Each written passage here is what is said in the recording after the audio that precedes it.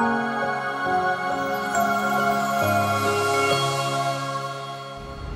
आज हम बात करने जा रहे हैं वृषभ राशि वालों की। दूसरी राशि वृषभ राशि। वृषभ राशि में जो शनि मंगल का षदाष्टक योग बनने जा रहा है, छठे आठवें का योग बनने जा रहा है, वो क्या कुछ करेगा आपके साथ। देखिए, ग्रहों का परिवर्तन हर क्षण होता है और परिवर्तन कहीं ना कहीं कुछ ना कुछ प्रभाव उत्पन्न करता है, शुभ अशुभ दोनों प्रकार के प्रभाव। और उस प्रभाव को हम झेलते हैं। हमारे उसका प्रभाव जब जीवन में पड़ता है, शुभ होगा या अशुभ होगा। तो यदि हमारे पुण्य अच्छे हैं तो अशुभ प्रभाव को हम क्षय कर लेते हैं, और यदि हमारे पुण्य बहुत बढ़िया है तो अशुभ प्रभाव का प्रभाव हम पे कुछ नहीं होता है। यदि पुण्य कम है तब समझ लीजिए कष्ट उत्पन्न होने के योग बन जाते हैं। तो ऐसे में पुण्य को बढ़ाने का आपको प्रयास करना चाहिए, और पुण्य बढ़ाते हैं सदकर्म। और ऐसे में समझ ले कि प्रभाव क्या होगा, क्या होने क्या जा रहा है। समझ लें कि 10 मई को मंगल का परिवर्तन हो रहा है। 50 दिन के लिए मंगल जो है वो कर्क राशि में प्रवेश कर रहे हैं। मंगल जो है 10 मई को सुबह करीब दोपहर को 1:49 पर कर्क राशि में प्रवेश करेंगे। कर्क राशि आपकी राशि के अनुसार से तृतीय भाव पड़ता है। वृषभ राशि का तृतीय भाव जो है पराक्रम भाव। तृतीय भाव पराक्रम का भाव है, साहस का भाव है। तृतीय भाव मंगल साहस के प्रतीक है। मंगल साहस के प्रतीक है, उत्साह के प्रतीक है, सेनापति हैं, और वही आपके तृतीय भाव में जा रहे हैं। आपकी राशि के अनुसार से मंगल जो स्वामी हैं वो विशेष तौर पर है 12वें भाव के स्वामी और 7वें भाव के स्वामी। साथ साथ एक योग और बनने वाला है इन 50 दिनों में। आप क्या हो, मंगल जब परिवर्तित होकर कर्क राशि में आ गए, कर्क राशि में नीच के हो गए, कर्क राशि में कमजोर हो गए।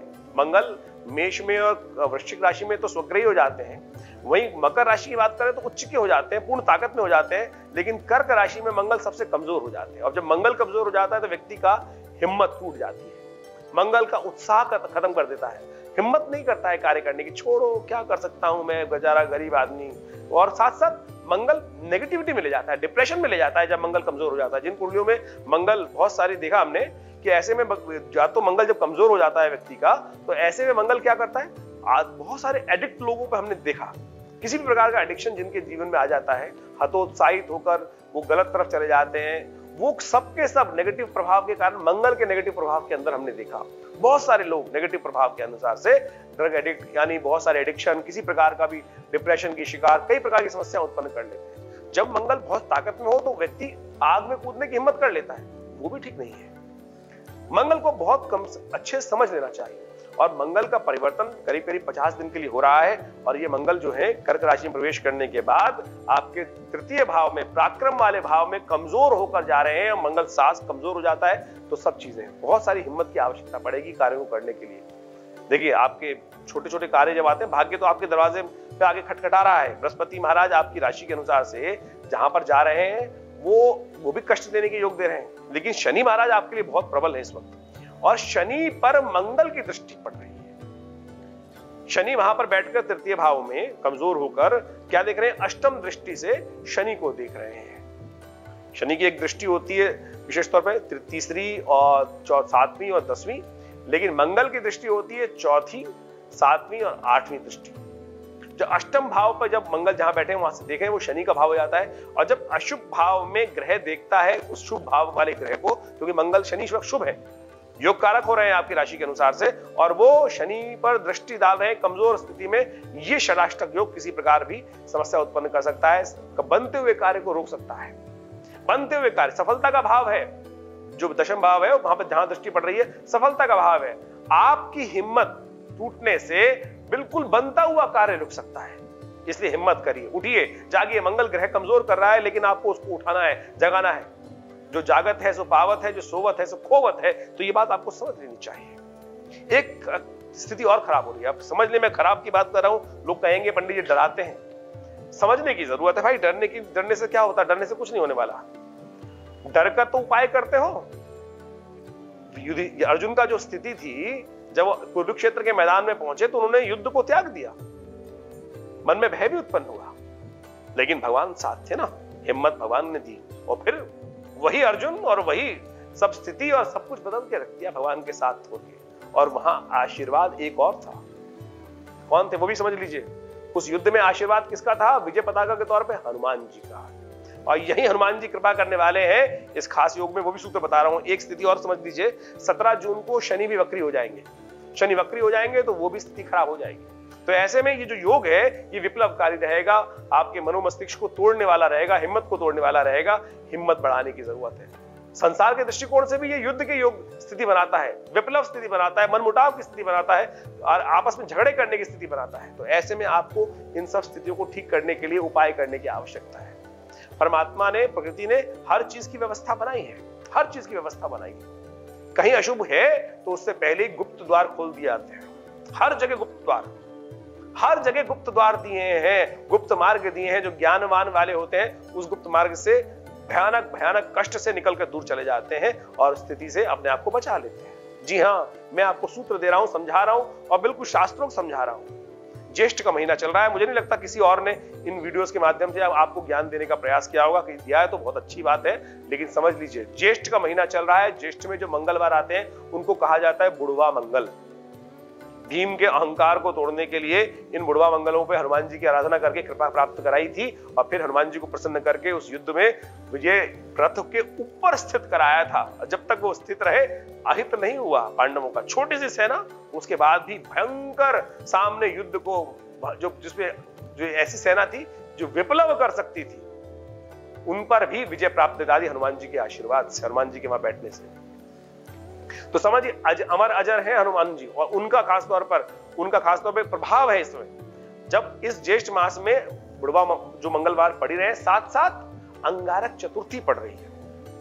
अंगारक चतुर्थी का मतलब समझ लीजिए, अंगारक चतुर्थी 2 बार, एक नहीं 2 बार पड़ रही है अंगारक चतुर्थी। अंगारक चतुर्थी का मतलब होता है मंगल का जन्म दिवस।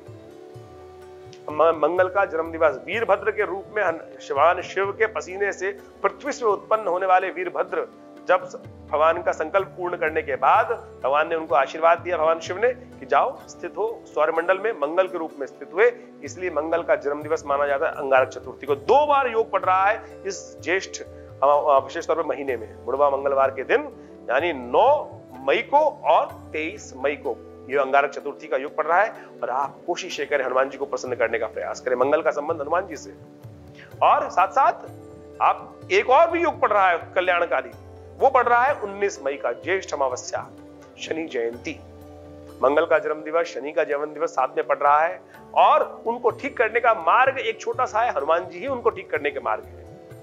हनुमान जी ठीक करने का मार्ग है, क्योंकि आप समझें वहां कथा आती है जिस प्रकार से कि जब हनुमान जी ने लंका को जलाया तब जो शनि थे वो वहां से दासत्व से मुक्त हुए और उन्होंने आशीर्वाद दिया कि हनुमान जी जो आपके भक्त होंगे उन पर कभी शनि का दुष्प्रभाव नहीं होगा। तो आप इस चीज को लाभ लें। मंगलवार का दिवस, हनुमान जयंती और मंगलवार की जयंती, मंगल जयंती और साथ साथ अंगारक चतुर्थी का शुभ योग और शनि जयंती भी आ रही है।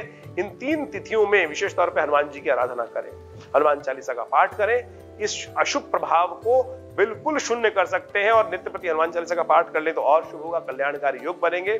तो इसलिए शास्त्रोक्त विधि के अनुसार से इस उपाय को समझ, हमने भी अपने आश्रम में सुंदर हनुमान जी का यज्ञ रखा है और साथ साथ मंगल की दिन विशेष तौर पे इन समस्त तिथियों में बुढ़वा मंगल जितने ही पढ़ेंगे, 4 मंगल पढ़ेंगे बुढ़वा मंगल, उनमें सुंदर कांड का सुंदर पाठ, सवामनी का भोग और साथ साथ हनुमान जी का विशेष तौर पर यज्ञ रखा है। और शनि जयंती के दिन हमारे आश्रम में सुंदर व्यवस्था रहती है। आप लोगों को खासतौर पर समझ लेना चाहिए, क्योंकि आपके लिए वृषभ राशि वालों ये खासतौर पर शनि जो है योग कारक है। शनि का उपाय, शनि आपके लिए हमेशा शुभ है और खासतौर पर शनि को प्रसन्न करने के लिए क्या उपाय किया जाना चाहिए। हम लग जाते हैं महाराज लाइन पर, जहां शनि का मंदिर दिखाई देता है तो वहां पर तेल पे तेल, तेल पे तेल, तेल पे तेल। अरे तेल जो चढ़ाने की बात जो शास्त्र में वर्णित जिस प्रकार से बताई गई है उतना चढ़ाए ना। वो तेल जा रहा है जमीन के अंदर, पता नहीं पंडित जी क्या, वो जो लोग हैं बाबा लोग, वो कर क्या रहे हैं उस तेल का। तो कोशिश ये करें शास्त्रोक्त हनुमान चालीसा को पढ़ोगे तो उसमें एक सूत्र दिखाई देगा, और देवता चित्त न धरहि हनुमत से ही सर्व सुख करहि। और देवता चित्त न धरहि, यानी इस कलिकाल में और देवता मनोकामना सिद्ध नहीं करेंगे, हनुमत से ही सर्व सुख करें। किसने लिखी है हनुमान चालीसा? तुलसी बाबा ने, जिन्होंने साक्षात राम जी के दर्शन किए, हनुमान जी की कृपा से दर्शन किए। फिर काहे को परेशान हो रहे हो? इतना सुंदर योग बन रहा है, कष्ट दूर होने का रास्ता प्रशस्त है। और तो और एक बात और समझा देता हूं आपको आगे, इसके आगे ही वहां पर उसी के बाद लिखा है, जय जय जय हनुमान गुसाई कृपा करहु गुरुदेव की नाही। एक प्रश्न उठता है ना, हनुमान जी जय जय जय हनुमान गुसाई कृपा करहु गुरुदेव की नाही। आगे जवाब लिखा तुलसी बाबा ने, जो शत बार पाठ पढ़ जोई, छूटई बंद महासुख होई। फिर काय को कष्ट।